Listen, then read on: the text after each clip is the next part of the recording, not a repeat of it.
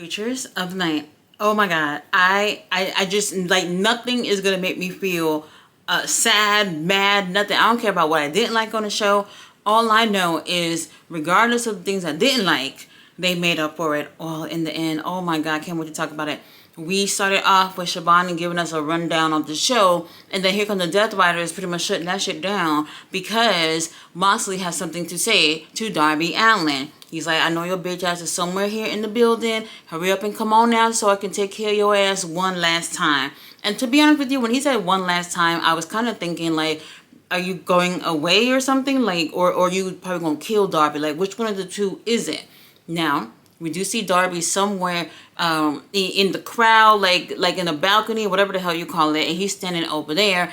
And John Moxley said, like, doesn't matter where the fuck you are, we will come to you. And they end up going through the crowd to catch up to Darby, and we get a chance to see this kind of thing play out throughout the night. Now after this, we get a video recap of the match of John Moxley and Hangman from last night. Now I know yesterday during my review, I probably sounded like I was over everything, and I kind of was, but it was a really great match. It just didn't really compare to the match that they had at all. And honestly, it kind of felt like we didn't really need to do this because I don't think it changed anything or added anything to the story by them having that rematch. Now, we started off with tag team action. We have Brodo going against Gates of Agony. The winner of this will go against the Young Bucks to go, what is it, semifinals? I think, some shit like that. I don't know. And winner of that will go, against the other team on the other side of the bracket. This was actually a pretty great match. And I'll just say again, like, Gates of Agony getting the TV time, not only is it good for my eyes, but they really deserve it. They have been working really hard. I remember seeing them for the first time teaming up together, and they have really worked their way up to be where they are right now. So congratulations to the Gates of Agony. Unfortunately, not enough for them to take the win, but I do feel like they looked absolutely great as a team. But Brodo got the best of them. Brodo, oh my god. I don't know what the hell happened. Toliona is laid out, and then Brody is laying right on the other side, like right next to him. And here is fucking Bandito, who like goes onto Brody and does a flip, and Brody launches him up or whatever to do like a 360 splash onto fucking Toliona. And I'm probably butchering the description, but it was fucking amazing. Like, even I'm not cheering for y'all, but I was pretty impressed with that.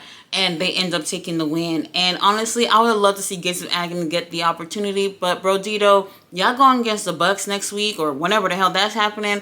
And they definitely aren't winning. So now we got Uncle Don and Lance Archer back there. And Shane Taylor comes in, interrupt their little TV time. Basically telling Uncle Don, like, bitch, you owe me money. Where the fuck is my money? And Lance Archer's getting into his face about the whole situation. And Uncle Don was just like, you know what? We can talk money, but how about y'all take care of Skyflight? What is it, Skyflight? Whatever that team that Dante and them doing, to take care of them. And Shane Taylor's just like, sure, we'll do it, and we'll talk money later. And I was just like, oh, so Uncle Don is just telling y'all what to do, and we just gonna do it?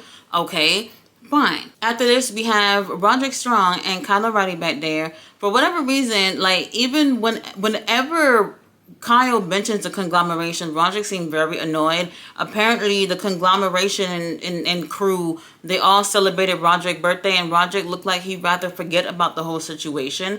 I don't know what's going on with that, but when the conglomeration actually came on out there, he seemed very annoyed. To be honest with you, I don't want to see anything about Paragon or whatever the hell that group is called to break up, because really, like, this is a legit team that I would love to see holding the AEW Tag Championships. And to be honest with you, the fact that they're not even in this little tag tournament is absolutely criminal. So now we have back there, where basement or wherever the hell they are, is dark as hell. Moxley, Wheeler, and Marina, they looking around for Darby. And they were standing next to this door that goes, I don't know where, can't really see it from the angle of the camera.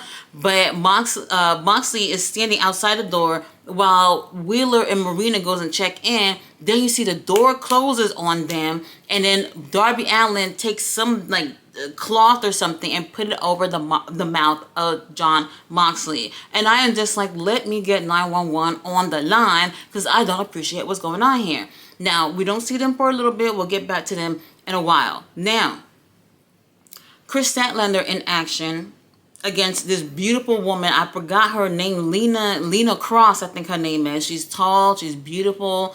And I'm just like, I need to know more about her. I don't think I've ever seen her before.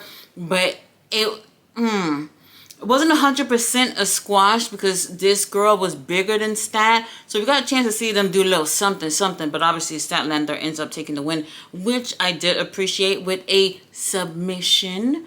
Statlander is celebrating as she's walking to the back, and then Willow Nightingale music hit and interrupting Statlander little celebration. I was like, oh, we kind of doing something right now, Willow. We're celebrating Statlander's win, but Willow doesn't give a fuck because she has a match with Techla. So with Techla out there, and obviously the Triangle of Madness, like Tony Khan, like, listen to the fans when we tell you that the name is horrible. As whoever it is who came up with that and co-signed on it, is horrible. We don't like it. Techla one-on-one with Willow Nightingale, and Sky Blue and Julia Hart are ringside interfering, and that helps Techla take the win. Now, they end up going to beat the fuck out of Willow after the match, but then here comes Megan Bayne and Penelope Ford, and I was like, y'all not coming to actually help Willow, are you? They come out there and stomp on her.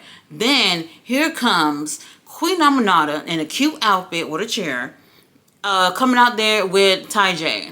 And just the three of them, and the other 5 girls end up running. And I was like, oh, so it's like, let me do the math. Like 5 of y'all over there, and there is 4 of y'all, and y'all running. Okay, interesting. Now, they did come out with weapons, but still, I mean, they still had the numbers game, and they end up going away. Now, I will say this, that it would be interesting to see if that whole situation could turn into a blood and guts situation, because we still have nothing for blood and guts. Like, it's literally about to be August in a couple of hours, and we have nothing for blood and guts. And I would actually like to see the women doing something in that type of match. I would think that that's actually a cool thing. After the match, we do have the conglomeration coming out there to check up on Willow Nightingale. Lovely. Absolutely lovely.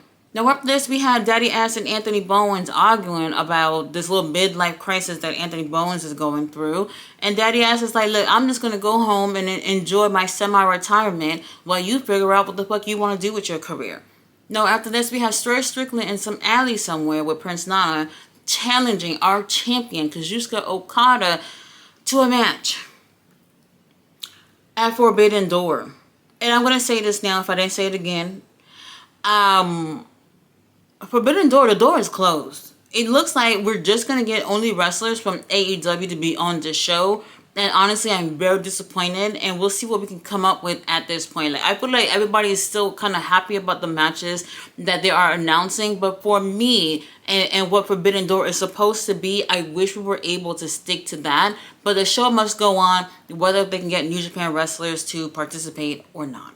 FTR going against the Bang Bang Gang. Juice, I don't know what you're wearing, but I will say the fact that you're growing your beard out is making me and everyone else happy. Like, this is like a consensus. Like, we all think that you should grow your beard back out. Like, it just makes sense. Another really great tag team match. Y'all remember, I don't remember when exactly, but this was on a Collision when Juice and Jay had that tag team, that Iron Man tag team match with FTR. That was one of the best matches of fucking AEW history. Like, on a fucking Saturday. It's absolutely insane. It took me back to that moment. But for tonight, we had Juice teaming up with Austin Gunn, and they had cardboard cutouts of Jay and Colton Gunn, which was cute. Like, if they're selling that little Jay White card blade thing, I will definitely pay for it. Now, as great as this was, I think that from the very beginning that they had announced all the teams that were going to be in this tournament, that I think we already knew where it was going in terms of Young Bucks and FTR. So for me, I kind of couldn't get into it because it seemed very, very apparent that that's the route that they were going with. And that's the part that is kind of, what's that word I'm looking for? That's kind of turning me off with AEW, is that like they keep going with when we are moving forward, we're going to stick with what we know that has worked rather than take a chance to put titles and opportunities on newer people that the fans have actually fallen in love with. We actually really do like the Bang Bang Gang, and they don't get this opportunity. There's a lot of cheating going on in this match with Stokely being out there, and with a handful of tights, Dax takes a win for the team. I'm over it. Now after this, we get this new little segment of Technique by Taz, where he's talking about like certain moves, and for this one, he was talking about Athena's O-face. We couldn't hear you, bro. It sounded like you were recording that shit like at your house in like, I don't know, the bathroom or something. And the audio of the background was just louder than Taz. It was a hot mess. We're not doing this again. Or if y'all gonna do it again, fucking fix it. It's horrible. After this, we do get a promo from Athena, who ends up challenging Toni Storm to a one-on-one match for, you guessed it, Forbidden Door, and it's official. So we're getting a title match with these two. And to be honest with you, I don't know why we're doing this. I like that they got a little story going on, but that's what the little clipboard is there for. Now, I wouldn't mind seeing them in a situation where they can have a one-on-one match, but I would actually just prefer that, you know, Athena cashes in whenever she feels like cashing in. And it's funny because they're going that route with it, but every time MJF keep throwing out, oh, I want a one-on-one match with you, Hangman, Hangman's just like, no, get your ass to the back of the line, which is very interesting. So we have another match announced for Forbidden Door. Now, once again, we have our 5-minute challenge for the best wrestler alive. Not me. That's what he calls himself. I'm just repeating it. 5 minutes on the clock for whoever it is that want to come out there and whoop his ass. Roosh come on out. And I was just like, oh, this is going to be done fairly quickly.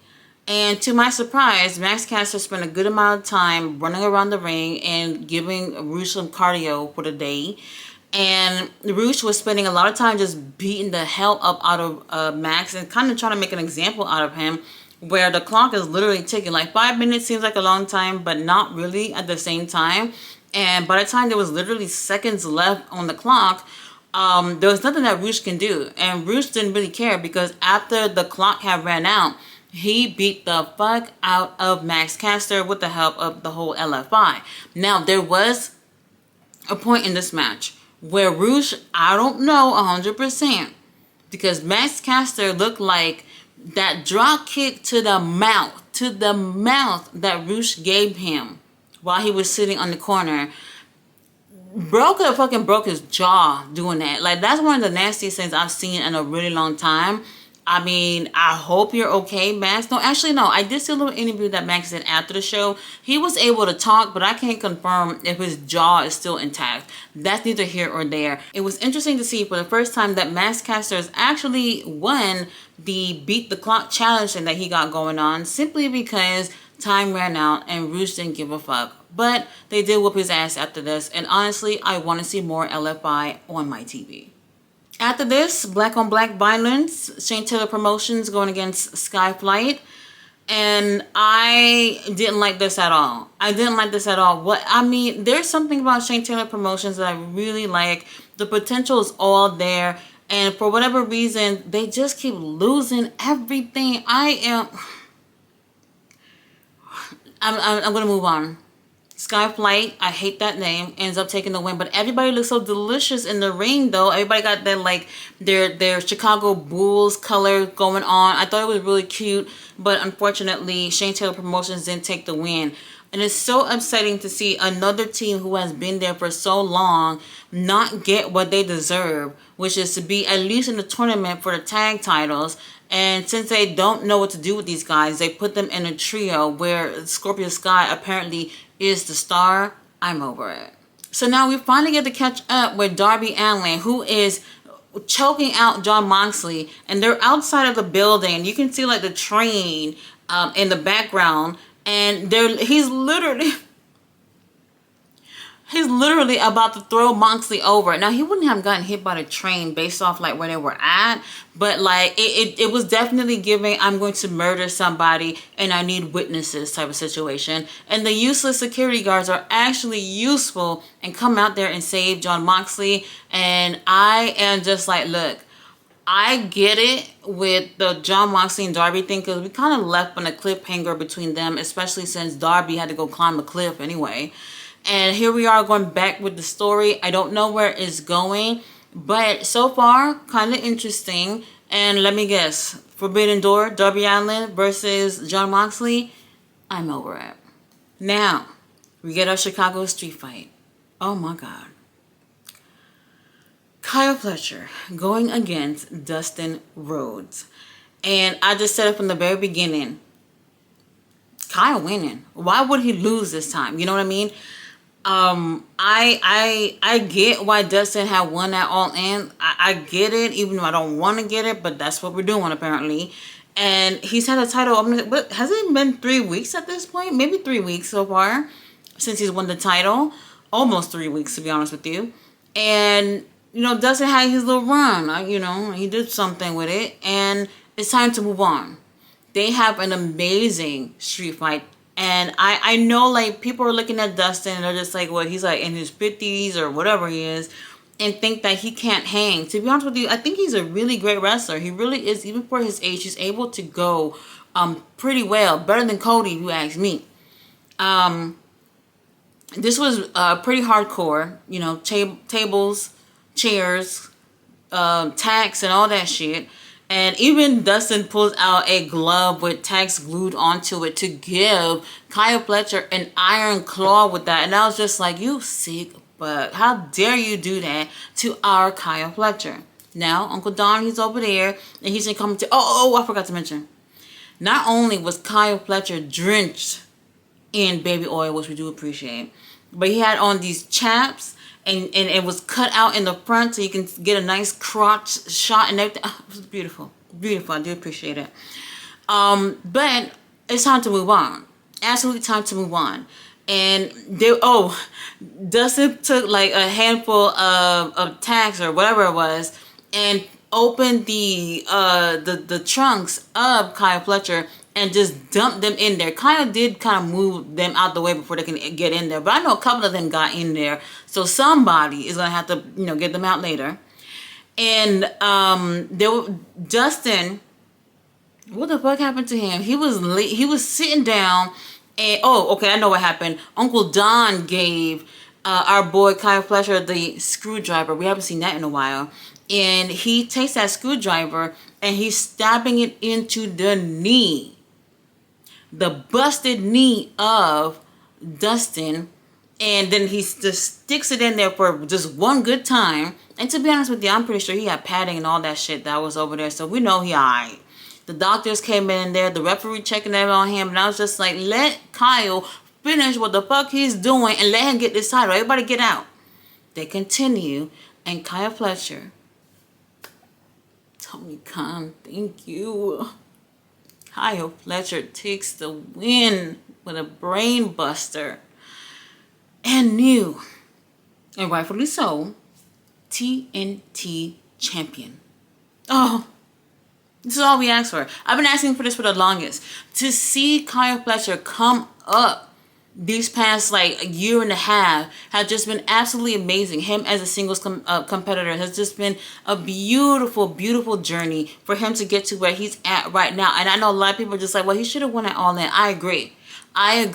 But it did something nice with Dustin, a little charity work. And now we're moving on, and we got our actual champion, Kyle Fletcher, with the title. Now, he holds it for a quick second, put it down, and ends up attacking Dustin, pretty much breaking his leg, and even Uncle Don get in on it too, because why the fuck not, right?